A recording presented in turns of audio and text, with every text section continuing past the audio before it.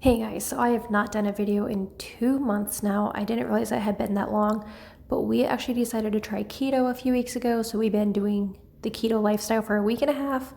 So hope you will get some good dinner inspiration. Even if you're not eating keto, if you're just eating regular food, I made some yummy stuff and I'm excited to share it. On Monday, Ken cooked dinner. He just made a super simple lobster dinner. We had some lobster tails in the freezer that had to be used up, and why not have lobster, right? So he just, I don't know how he cooked it, but he normally just does like a little bit of butter, garlic, parsley, Lowry seasoned salt and pepper. We also had some tomato and basil cheese from Aldi, just some canned green beans, and then this frozen cauliflower rice medley that has mushrooms and asparagus in it. It was pretty good. It is Monday and we are trying a Quest pizza. So Quest is a brand that's popular with keto. It looks really, really good. There's only 6 net carbs per serving and half a pizza is a serving. So 12 net carbs for this whole thing. But we've been missing pizza. I love pizza. I have to be in the mood for it. But now that I can't have it, I'm actually craving it. So I was excited to find this. So yeah, hopefully it's good. We actually were going to get the pepperoni pizza, but I couldn't find it. They were sold out. So I got these pepperoni minis just to have for other stuff. So I'm going to throw a few of these cute little adorable pepperoni minis on our cheese pizza. It looks good so far. I might also add a little bit of parsley just for some more color. This pizza looks so good. Okay, so my tip, if you get this Quest pizza, it says 19 to 22 minutes. I checked it at 16 minutes just because I'm impatient. And it was perfectly done like this. I pulled it out at 16 minutes, so definitely do not let it burn.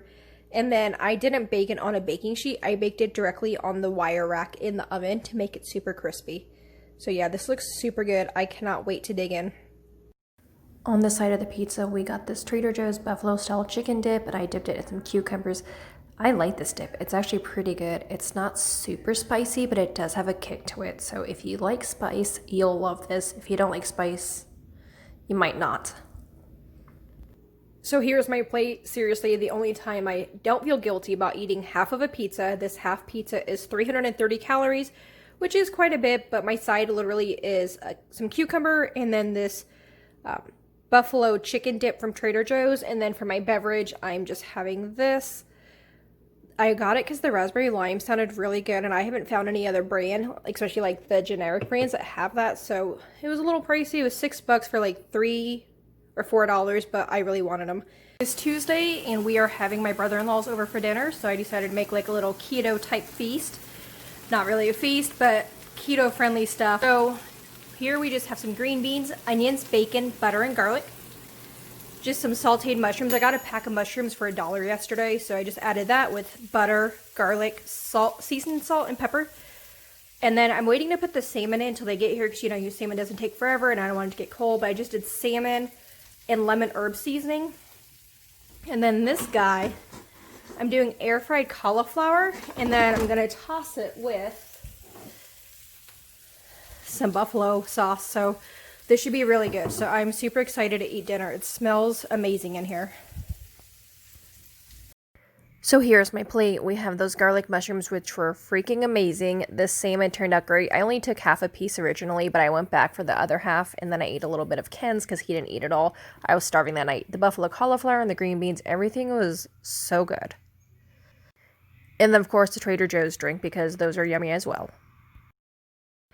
So on Wednesday, we did pizza mushrooms. I had seen a couple ideas of this floating around on YouTube and like Instagram and all that, so I did my own twist on it.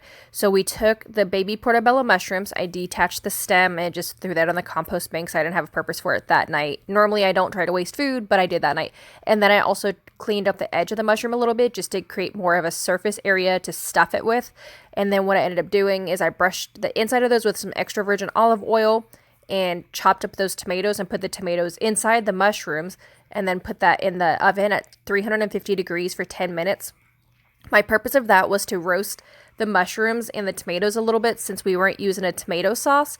That way the mushrooms would, or the tomatoes would kind of like break down a little bit and create its own little sauce. So pulled it out after 10 minutes, and as you can see, the tomatoes kind of broke down just a little bit. So then after that, I added the cheese and mini pepperonis and then topped it with a little bit of Lowry seasoned salt and some more parsley. I don't like adding salt to my mushrooms before I cook them because I think it draws out too much moisture. At least that's what I've heard over the years. So I try not to add salt to my mushrooms until after I'm done cooking.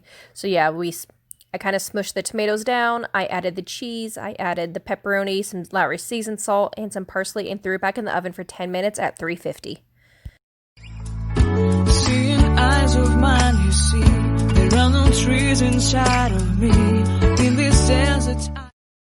These mushrooms were so good. I had them with the leftover buffalo cauliflower from the night before, and it ended up making 9 mushrooms altogether. I had 3, Ken had 3, and then I took the other 3 for work for the next day, and they were so good. I cannot wait to make them again.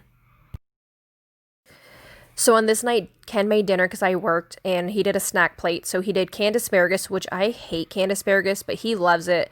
But neither of us ate it that night, so I don't know even why he served it up. And then he did black olives stuffed with goat cheese, some deli ham, some sharp cheddar, some Swiss cheese, sliced up cucumbers, and then in the upper corner there, it is some homemade beef jerky.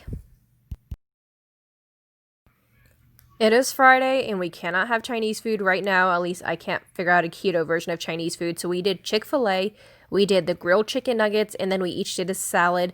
I just got Ken like a standard house salad, and then I got me a kale salad. The salads were super high in carbs. It was like 7 carbs per container, which I thought was super crazy. But I think they're accounting for if like you put everything on it, like the dressing and all that stuff. So on Saturday, we went to Texas Roadhouse. I got a steak. Yes, it is well done. That's why it's so dark. I don't like red meat. I cannot do it.